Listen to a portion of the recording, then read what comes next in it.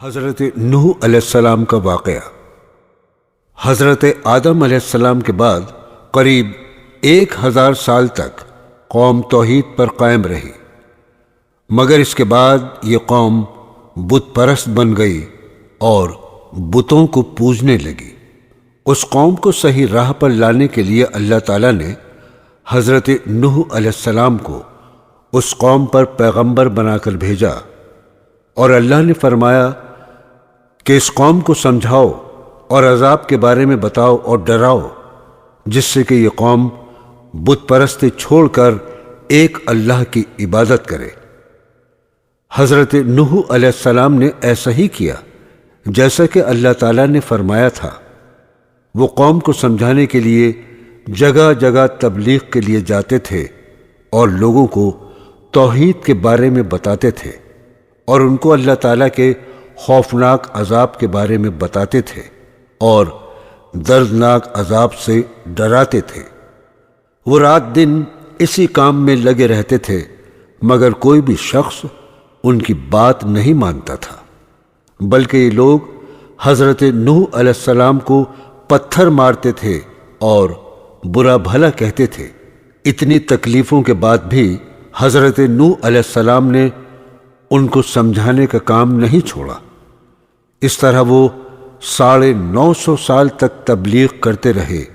اتنے عرصے میں صرف 40 مرد اور 40 عورتیں اور ان کے 3 بیٹے ہی ایمان لائے، باقی قوم کفر کے دلدل میں پھنسی رہی۔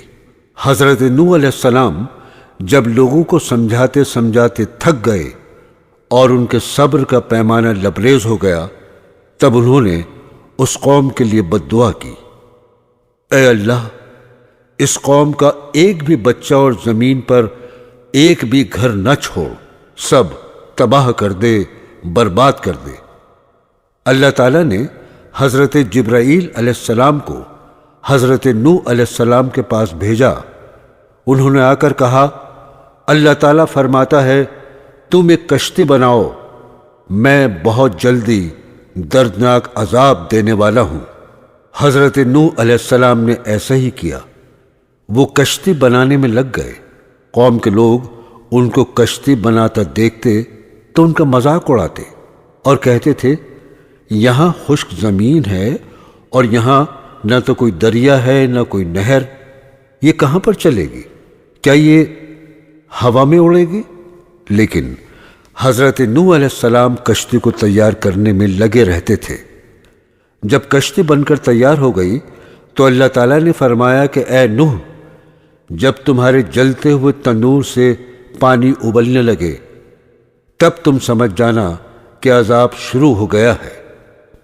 ایک دن حضرت جبرائیل علیہ السلام نے آ کر حضرت نوح علیہ السلام سے کہا، اللہ تعالیٰ فرماتا ہے کہ تم اس کشتی میں ایمان والے لوگوں اور ہر طرح کے جانوروں، چاہے وہ خشکی میں رہنے والے ہوں یا پانی میں، سب کا ایک ایک جوڑا نر اور مادہ کا اس کشتی میں رکھ لو۔ بہت جلد عذاب آنے والا ہے۔ جو عذاب آنے کی نشانی اللہ تعالیٰ نے بتائی تھی اس کے مطابق حضرت نوح علیہ السلام کے جلتے ہوئے تنور سے پانی نکلنے لگا۔ یہ دیکھ کر حضرت نوح علیہ السلام سمجھ گئے اللہ تعالیٰ کا عذاب شروع ہو گیا۔ انہوں نے اپنی بیوی اور بیٹوں سے کہا کہ اللہ کا عذاب شروع ہو گیا ہے، تم اس کشتی میں آ کر بیٹھ جاؤ۔ ان کی بات سن کر ان کے 3 بیٹے تو کشتی میں بیٹھ گئے، مگر ان کا ایک بیٹا کنعان اور بیوی نے ان کا کہنا نہیں مانا اور وہ ایک پہاڑی کی طرف جانے لگے۔ حضرت نوح علیہ السلام نے بہت کوشش کی ان کو بلانے کی، مگر انہوں نے ان کی بات نہیں مانی۔ دیکھتے دیکھتے چاروں طرف پانی پھیل گیا اور اتنا اوپر چڑھنے لگا کہ لوگوں میں چیخ و پکار اور ہاہاکار شروع ہو گئی۔ لوگ پانی میں ڈوبنے لگے۔ حضرت نوح علیہ السلام کی بیوی بھی پانی میں ڈوب گئی اور ان کا بیٹا کنعان ایک پہاڑی پر چڑھ گیا۔ آہستہ آہستہ پہاڑی پانی میں ڈوبنے لگی۔ تب حضرت نوح علیہ السلام نے اللہ سے کہا، اے اللہ، تو نے تو وعدہ کیا تھا کہ تیرے گھر والوں کو بچاؤں گا، اب میرا بیٹا ڈوب رہا ہے، اس کو بچا لے۔ اللہ تعالیٰ نے فرمایا، اے نوح، وہ تیرے گھر والوں میں سے نہیں ہے، صرف ایمان والے ہی تیرے گھر والے ہیں۔ حضرت نوح علیہ السلام نے ایک بار اللہ تعالیٰ سے پھر کہا، یہ میرا بیٹا ہے، اس کو معاف کر دو۔ اللہ تعالیٰ نے فرمایا، اے نوح، خبردار، اگر دوبارہ اس کا نام لیا میں تمہارا نام نبیوں کی فہرست سے نکال دوں گا، کیونکہ اس کے عمل اور ہیں اور تمہارے عمل اور ہیں، اس لیے اگر اس کی اب سفارش کی تو میں تمہارے سر سے نبوت کا تاج اتار لوں گا۔ نبی کے سوا اللہ کے قہر اور جلال کو کوئی نہیں سمجھتا، کیونکہ وہ براہ راز اللہ سے کلام کرتا ہے اور وہ اللہ کا نمائندہ ہوتا ہے۔ حضرت نوح علیہ السلام نے رو رو کر کہا، میرے اللہ، اگر تو نے کرم نہ فرمایا اور تیری کریمی کا دریا مجھے نہ ملا، تیرے رحم کی چادر میرے سر سے اتر گئی، تب میں کہیں کا نہیں رہوں گا، میں تو مارا جاؤں گا۔